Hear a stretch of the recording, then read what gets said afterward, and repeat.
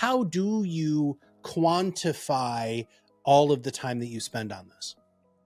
Yeah, I personally don't necessarily look at ROI as like a return of dollars necessarily. And when I started, here's the thing about the beauty of my particular journey is that when I started this, I did not go into it with the intention of making a whole bunch of money or this being one day a primary tool that I'm using to attract clients to something, right? Literally, it was just, hey, I have all this money knowledge that I'm learning and sharing as like a first year financial advisor that I need to get out, right? I, at that stage of my life, was working with multi-millionaires, and I'm looking at the people around me who are like me, younger people, people who look like me. And I'm like, where's the stuff for us? And so I was like, this is just my outlet, right? And I really just focused on serving and really had that service mentality.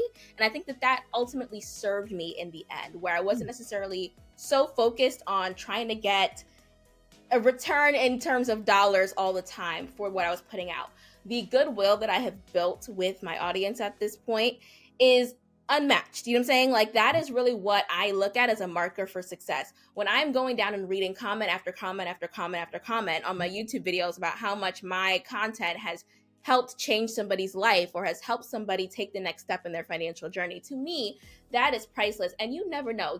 The world is so small. You really never know. It's amazing to me sometimes how people are connected, things are connected that you didn't even see coming. How many opportunities I have had indirectly because of my YouTube channel. People who would find me online and say, hey, come speak at my conference, or hey, come do this, right? Paid speaking engagements, all kinds of opportunities have come as a result of me just putting my best foot forward and having that service mindset. So of course it's important for us to make money, don't get me wrong. It is, and in this day and age, I really have shifted focus a little bit more to being intentional and adding that intentionality around my content in a way that it does actually lead to actual clients now that I have an actual offer to put them in and not just me spouting off information. And there's techniques and there's strategies on how to do that. But I think in terms of success for me, it's seeing that impact through the response that I'm getting, and also taking it the next step and applying that to actual paid services and programs and offers. I do look at more so metrics on the videos to see reach, to see engagement, to see, are the topics that I'm talking about actually converting people in the way that I have said, right? When I'm leaving my CTAs, my call to action in videos, are people actually taking me up on that, right? Like, what is the conversion on that? So if you really want a hard metric, like, that is something that I do look at. But by and large, I really just try to focus on sharing things that I know people will appreciate and that'll be helpful to my target audience's life.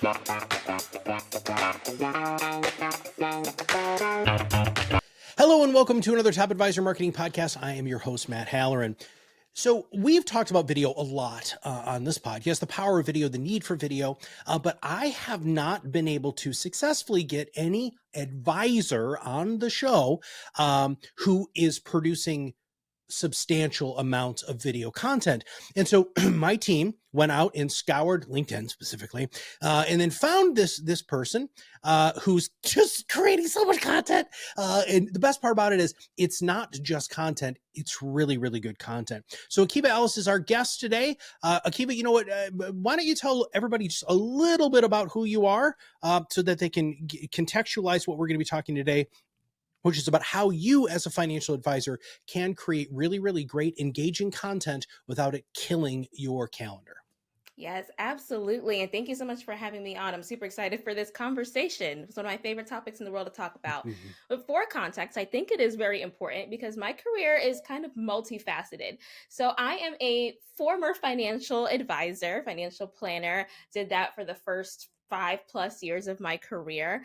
And since then, my career has a little bit of had an evolution. So I started as a financial advisor, added on kind of this financial educator piece, and that's where the videos really started to come in and to shine. And now these days, how I really identify is more so a financial educator and money coach for young professionals in their 20s and 30s. And so that's what I'm doing day in and day out these days, is working with that specific demographic and having a lot of fun creating mainly video content. I have a lot of experience with other formats as well, podcasting and writing blogs and written content and all of those things, but video is by far my favorite. So I'm really excited to dive into this conversation. So let's talk about the workload, because you did make that switch. Now, when you are still a financial services professional in the way that I view you. There could be some hardcore people like, well, she's not an advisor anymore. I don't really care. You provide people with the education and training that they need, especially to a massively underserved population here in the United States, because no financial advisor wants to work with the people that you educate with because, they don't have money, right? And so let's talk about what your days look like now, how you balance the video specifically with your coaching responsibilities, and let's talk about a little bit maybe what your clients look like and how you execute all of that. Yes. So these days I am more so doing group coaching. Good. And so I found that that has really allowed for a lot of scalability and breathing room and balance in my calendar on top of all of the million and one other things that I have going on. And so I've really found that that is a sweet spot, not just for me, but the impact that that format can have on my target audience, right? It's not all the time that we need to meet one-on-one with people. A lot of times people really value having that peership experience and that cohort experience where they're not just hearing from me, they are kind of going through it with other people who are in a similar boat together. And that has been really, really powerful. So that is one way I would say that I've created that space in the calendar that is so necessary and needed, is really moving to a format where I'm working with groups and not necessarily individuals one-on-one. So that is one major key. The second thing is I do this with a partner, my husband. We're partners in business and in life. And so when I do need a little bit of leverage, he's always there to help, to jump in, to pick up the slack. We have both kind of honed our skills when it comes to the technicalities and the logistics of producing video content, all the different steps involved, such as editing and all the things. And so we can really lean on each other in a way when things really do get to a point where it's like, oh my goodness, what is happening? And so that has also helped me and provided some leverage as well. Was this something you were just born with? I mean, were you always at this level of performance, and how have you continued to get better and better, because you have gotten better and better over the years of creating all this content? Oh, thank you. I'm glad to hear you say that I have gotten better and better. I still look at our first videos and cringe every single time, but it's all part of the process. But no, to answer your question, I was definitely not born like this. Definitely did not have those innate skills. This has all been completely a journey for me. In full disclosure, I am definitely an introverted person. I never, ever, ever, if you had asked me, 6-7 years ago, honestly, as recently as that, if I'd be doing what I'm doing today and showing up in front of a camera all the time and being comfortable with it, I would say you're out of your mind. You are crazy. No, very introverted, also with a healthy dose of social anxiety right there sitting on top. And which surprises a lot of people who kind of know me from seeing me on the internet. They're always like, really? Like, how is that possible? And I'm like, that is really the truth. And part of what pushed me, my first foray into video was really starting our YouTube channel, which still remains our main source and platform for content creation. And part of the reason why I came up with that idea and convinced my then boyfriend, now husband, to do this with me is because I wanted to find a way to challenge myself and push myself out of my comfort zone. And so all of this really has been a tremendous journey and growth journey. And I do not take that for granted at all. So if you are terrified and scared of video and you're like, how could I ever? I was definitely that person. And so definitely take solace in that. Start at your own pace. You do not have to hit the ground running and conquer the world all in one day. You will look back, as I'm now looking back, right? 5-6 years later and seeing how far it comes. So definitely take some courage in that. Well, we talk a lot, Akeiva, on the show about the fact that it's a show, right? And so there are things that you should do to prepare for the show. What sort of things do you do to get into the right mindset so that when it's lights, camera, action, you're ready to go? Absolutely. So I think the most important thing is really the mindset, because when I am off, or maybe we just had a little spat or argument before we get on camera, like, you can tell. So I think it's important to be in the right frame of mind. It's, for me, my part of my process is going over, of course, the topic at hand, whatever I'm about to talk about so that I don't have a million and one takes that I'm going through later and adding on time to the process, the already tedious process that is video content creation. And so I really try to outline in my head, at least in broad strokes, what I'm going to say, what I'm going to talk about, the overall points that I want to make, and try to get that as succinctly as possible through the camera lens. I've experimented a time or two with using a teleprompter. That works pretty well for me sometimes. My husband, not so much. So we've moved away from that. So you kind of have to know yourself and know what works best. Do you work best just riffing off of a topic? Do you need more structure in the form of something that's a little bit more scripted? Or even if you're not scripting out the entire piece, a portion of it that you know might be a little bit harder or it might trip you up, especially those super technical videos that we do sometimes where I want to make sure that the detail is correct, right? There's no room for error when you're talking about laws and regulations and things like that that might come up in videos. So I would say to consider all of that in terms of how you choose to set yourself up and get yourself in the right mind frame for filming. So I was the riffing kind of guy for a really, really long time, and actually really opposed scripting in any way, shape, or form. And then I bought this little tool, and it's actually right here. And I know for those of you who are listening, you can't see this, but it's actually called the little prompter, and it goes on my laptop, and my phone goes right here with the teleprompter, and you can set its pace, the size of all of these different things. And in Akeiva, it has been a game changer for us. The quality, for me, I can shoot the video in different personalities or really doing different takes, much like an actor would. Like, hey, do this one really excited and do this one a little bit more somber and do this one slower. And I can do all of that so that when we do send it to post-production, they've got a lot to choose from. Now, you do the post-production. Yes. How in God's name did you learn how to do that? And why do you want to maintain that control? So this has all been a self-taught journey. I didn't know how to edit a video or anything like that before we started. So I literally started filming all of my videos on my phone, editing everything on my phone. Everything was done on my phone in the very beginning. And over time, of course, we've upgraded, software and systems and things like that to be able to do things a little bit more quickly. But we are 1000% self-taught. Of course, YouTube videos also help for the people who've been doing this for a while to just kind of learn little tips and tricks there. But we are very, very much self-taught. And so that was just a decision that we made, mainly because we didn't have the money to outsource video editing.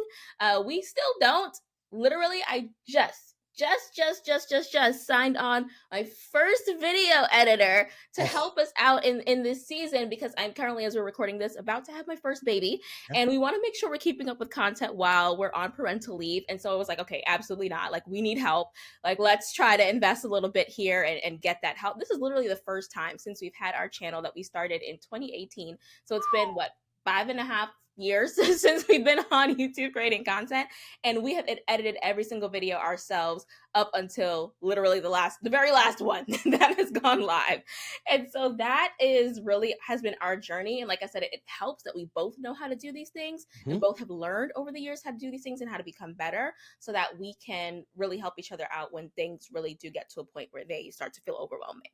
Sure. Okay. So I wasn't actually planning on doing this, but you just opened up a can of worms that I really want to go ahead and kind of explore a little bit. Let's talk about, so you started with your phone, right? But now you've upgraded, and a lot of advisors ask us on a regular basis, where do I even start? Like, and I know you can start with your phone, but what have you upgraded to? Do you mind running through like the software that you use and the equipment that you've purchased? Because when you guys go, and we'll have links in the show notes to really check out the YouTube channel, guys, this is really high quality video, professionally done. I mean, that's how good it looks, and it's all done in-house, right? And except for now that you've hired our video editor. And so would you mind, as people look at the stuff, that they'll be able to contextualize the equipment that you have to make it so that might be something that they can either aspire to or buy using your experience as, hey, this is what I'm using? Yes, and I will start by saying, please do not let equipment be the thing that holds you back from starting with video. Yeah. Do not ever. You can start with your phone just like I did, especially in Mhm. this day and age. iPhones, whatever you got, their camera quality is good enough to start. All right. So you do not have to let this be an expensive endeavor. You really can start very, very frugally and very small. And if you'd like to, it's really not mandatory, but if you'd like to, you can upgrade over time. So, like I said, started with doing everything on the phone essentially. And then once kind of got tired of that, over that, my first purchase really was our camera that I still use to this day. Like I said, I've had this camera for basically almost 5 years at this point. I Wow. personally use the Canon EOS M50. Mm. That is the one and only camera that we have used to create videos. And in this day and age, even certain webcams can be really, really high quality for getting some really great content. Even the webcam I'm using right now, I'm kind of in love with. And a time or two when I'm feeling lazy, I will just use that and not go through the whole song and dance of like setting up the camera, make sure the battery's charged and putting it on the tripod and all that song and dance, right? So it really comes most natural. Use what comes most natural to you and something that's not going to get in the way of you actually hitting that button and pressing record at the end of the day. And so after the camera, I then upgraded my laptop. That was my next major purchase because the laptop I had at that point was just not cutting it for 4K video and that level of data transfer and the work that needed to be done in this system to make it work. So I did upgrade to a better Mac computer so that I was able to actually edit on. I downloaded and purchased Final Cut Pro, which is I use Mac, so that is the kind of the go-to package for editing videos. It was a one-time lifetime purchase. I don't know if it's still like that, but hopefully it is. It was a few $100. That was like my next big upgrade.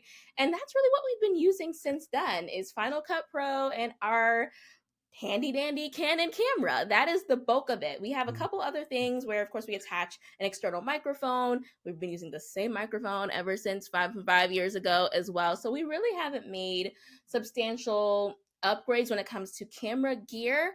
I would say the only upgrades we've made is really on our computers themselves to be able to handle, these projects faster and better and render them faster so that we're not spending as much time on that piece either.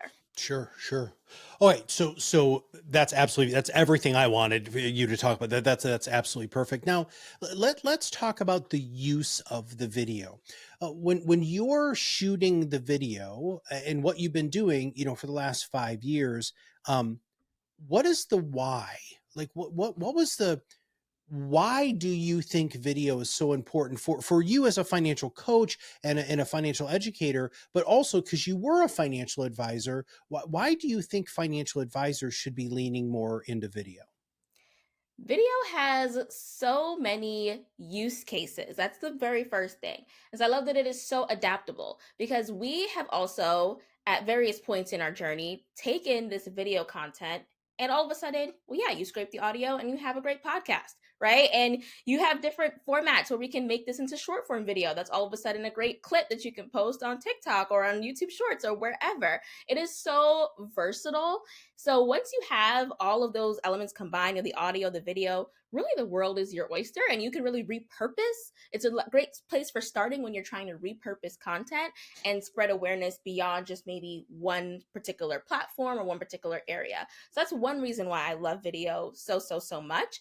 And the second big reason and why I think every advisor should really be getting comfortable with video is because it really allows for people to see you and your personality and what makes you unique and really allows your target clients or whatever your intended uses for video, even if it's for just keeping relationships with existing clients, it allows people to really see you, right? Not just the audio, not just the visual, but both. It's what makes them want to work with you versus any other advisor. And so I love video. I try to incorporate it in so many different use cases wherever I can, whether it's just a, hey, welcome to the firm, like glad to be working with you, to educational content, which is a lot of the work that I do these days, to, media. There's so many different use cases. I have a fun quiz that people can take that I have.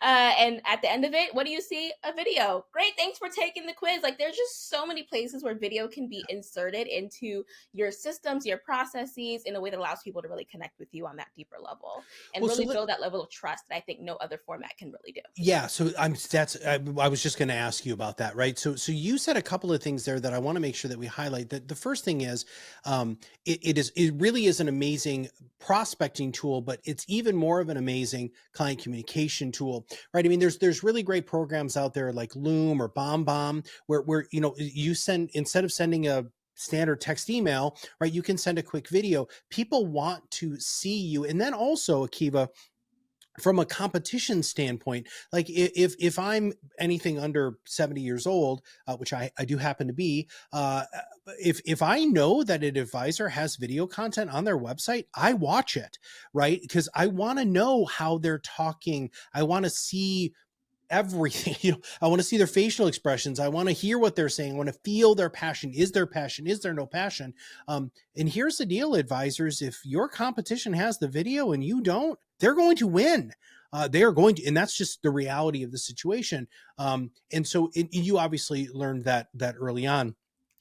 Yeah. Let's talk about how you have been able to utilize video, because Akeiva, I'm sure you know this. There are advisors sitting around and saying, okay, yep, she knows what she's talking about. She's obviously really good on the camera. She's got all of her ducks in a row. She's producing all of this content, but what is it getting? So let's talk about the elephant in the room, which is ROI. How do you measure that? Because guys, I want you to understand, she's getting unbelievable amounts of views on her content compared to most other people who I've seen who create financial services content. So how do you quantify all of the time that you spend on this? Yeah, I personally don't necessarily look at ROI as like a return of dollars necessarily. And when I started, here's the thing about the beauty of my particular journey is that when I started this, I did not go into it with the intention of making a whole bunch of money or this being one day a primary tool that I'm using to attract clients to something, right? Literally, it was just, hey, I have all this money knowledge that I'm learning and sharing as like a first year financial advisor that I need to get out, right? I, at that stage of my life, was working with multi-millionaires, and I'm looking at the people around me who are like me, younger people, people who look like me. And I'm like, where's the stuff for us? And so I was like, this is just my outlet, right? And I really just focused on serving and really had that service mentality. And I think that ultimately served me in the end, where I wasn't necessarily so focused on trying to get a return in terms of dollars all the time for what I was putting out. The goodwill that I have built with my audience at this point is unmatched. You know what I'm saying? Like, that is really what I look at as a marker for success. When I'm going down and reading comment after comment after comment after comment on my YouTube videos about how much my content has helped change somebody's life or has helped somebody take the next step in their financial journey, to me, that is priceless. And you never know. The world is so small.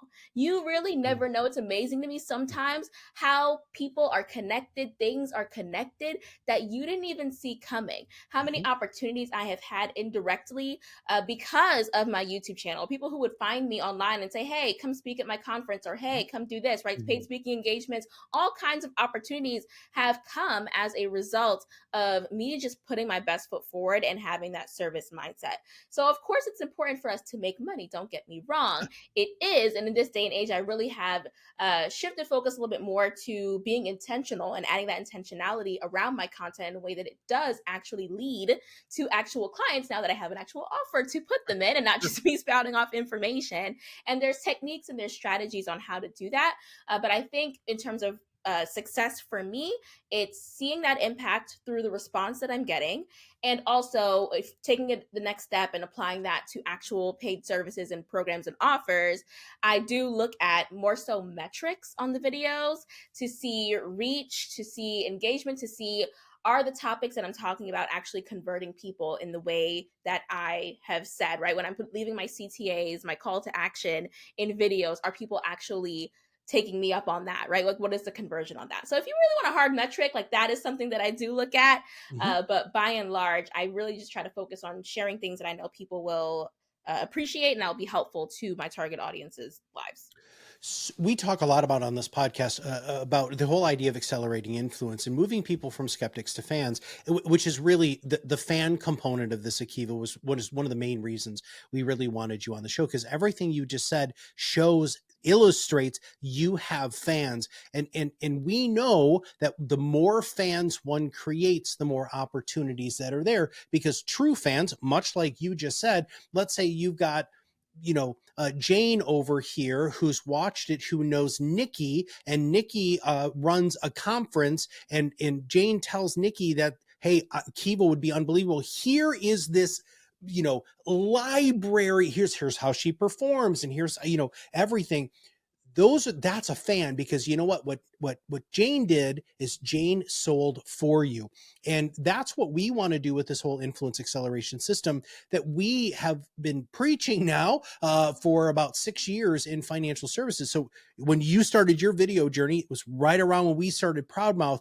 And I think that things have changed so much. Things got really accelerated with digital marketing through COVID.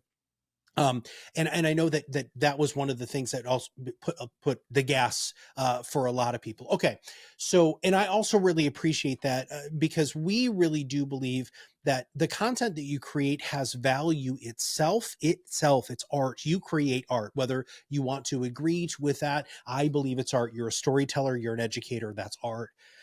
It's also such a great way to maintain and build relationships, and it does breed more and more opportunities. And now, and I love how you finished that, now that you're a much more direct CTA, right? Now we know how we can go ahead and measure that. So let's just kind of bookend this with, if there was one thing that you think that if you could give advisors advice when it came to doing education on financial services topics, what would you tell them to maybe get the motivated, to get them to actually hit record? Yes, I think the main thing is that video is such a great way to serve your audience. And when you are audience minded, client minded, first and foremost, and you think about the tremendous value that video can have to serve the people who you're trying to serve, video almost becomes a non negotiable. It is by far, in my humble opinion, the best way and the most scalable way to connect with individuals on that level. And so if you are really trying to be of service, video is the way. We had Stoy Hall on a little while ago, and one of my favorite things that Stoy had said was, perfection is the enemy of done, right? And so you look back, which I did, by the way. I scrolled all the way back to your really early YouTube videos, and it just really made me smile for a couple of reasons. One, because you just did it, right? And you took the risk, and you went ahead and shot the video. But from a relationship building standpoint, Akeiva, I saw you grow, right? And I know that sounds really corny, but it's not. Like, I felt like I was on a journey with you, and I got to see you get more polished and more organized. And you could tell when, editing became a little bit better, and people love seeing that journey. They want to grow with you. And that's really what fans truly want. You look at somebody like Taylor Swift as an example, right? Look at what she did when she was 16 and look at what she's doing now, right? I mean, there have been people who've been on that journey with her forever, much like there's been so many people on this journey with you for the last, 5-6 years. Okay. So, here's the deal. There's two things here, and I didn't prepare you for this, so I'm going to warn you, not really. But here's the deal. We started off the show talking about how you really educate a population that very few advisors really focus on. But we also know that right now, really over the next 10 to 15 years, is going to be the greatest wealth transfer in the history of wealth transfers. And very few advisors have the skills that you have, and also the engagement techniques to really talk to the next generation. Can advisors send their clients' kids to your stuff? And can you help your clients' kids so that they will end up being great clients for the advisor someday? Absolutely.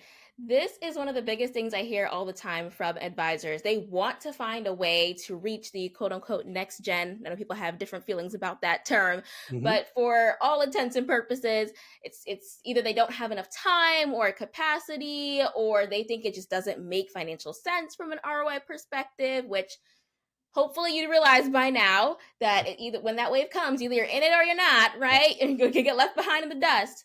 But yes, absolutely. And so part of the work that I've really taken on over the past few years was really taking those video skills, those presenting skills, and also just my innate knack for teaching and breaking down complex topics. And that has really come together in the form of a wonderful program that I have. It's called Money 180. And I do have a version of it that I have used at financial advisory firms. It is available for financial advisory firms to use. And the benefit of that really is you don't really have to do much, right? A lot of the content, again, is already there.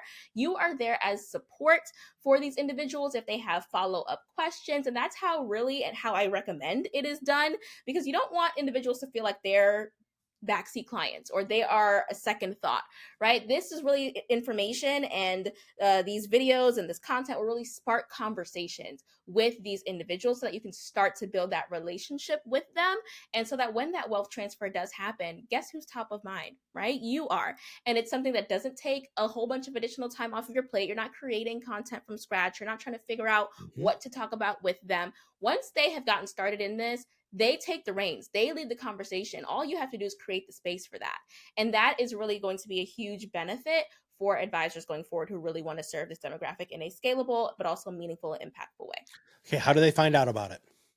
You can email me directly. My email is akeiva@thebemusedtv.com. We will make sure to have that somewhere because people always misspell my name. Or you can just hit me up on LinkedIn. I'm a very Googleable human, easy to find on the internet streets. So if you type my name anywhere, I promise you'll find me. But either message me on LinkedIn or email me, and we can get a conversation started about how to implement that at your firm if you are interested. Yeah. And here's the deal, everybody. You need to be interested in this. There's just a huge education gap. And on top of that, Akeiva is specifically not only positioned, but trained and has experience in this level of education. And, I was hoping that we would arrive there today because, like I said, I've been consuming your content. My team has actively been, in fact, some of my team watch your videos to understand, like newer team members who don't know some things. They'll watch your videos because it's such a quick and easy way and really well done way for them to get these, as you said, complex financial topics. If you want to prepare this next generation, right? If you as an advisor want to retain your clients' assets, because 70% of them are going to leave you, and that is a low number, by the way, you have to be able to provide them with actionable value. You don't have to be the one who does it. Bring in somebody, show that you actually know that you're not the expert in everything, but you're going to bring a person in who is. So Akeiva, thank you very much for all of the wonderful content that you create. One of the unintended consequences, well, actually there was an intended consequence of what we do here at ProudMouth is we wanted to be able to get this really great financial education and advice that was generally only reserved for the uber wealthy out into the public. And I remember when we first started the podcasting specifically, we had an advisor who called us. He was so angry, Akeiva. And he's like, people in Kansas are listening to me. I don't have a license in Kansas. You're wasting my time. And Kirk and I are like, that's exactly what we wanted to do. Now, because we need to make this education accessible, and you have done a magnificent job. So thank you for everything that you do. And thanks for being on the show. Of course. Thank you so much for having me on, Matt. This means a lot. Listen, everybody, if you want to learn more how to do video, listen, we've got a course in the PodRocket Academy done by Katie Braden. It's a video course, and actually you can get access to that for free. So go to podrocketacademy.com. And more importantly, we're going to have all of the links for Akeiva specifically in our show notes. Please, you really literally type in the name Akeiva, and she's going to show up all over the internet because all the content that she's created, which by the way is another great reason for you to start creating voluminous content. Because you're going to show up on page 1 in one of the first positions. But please lean on her to help you educate your clients' kids and grandkids to really help them make wise financial decisions. So for Akeiva and all of us here at ProudMouth, this is Matt Halloran, and we'll see you on the other side of the mic very soon.